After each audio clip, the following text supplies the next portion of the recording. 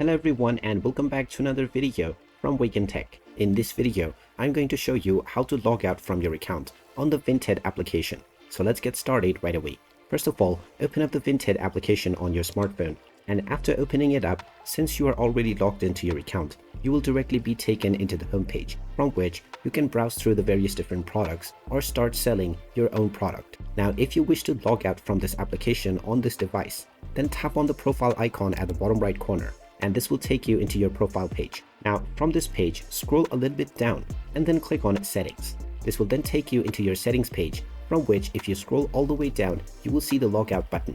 Go ahead and click on it, and you will now be asked whether you are sure that you want to log out from your account. Click on the Yes button in order to confirm your decision, and now you have been logged out from the application successfully. If you wish to log back in again, you can simply click on I already have an account, and now you may use your Facebook, your Google or your email address and your password once again in order to continue logging in.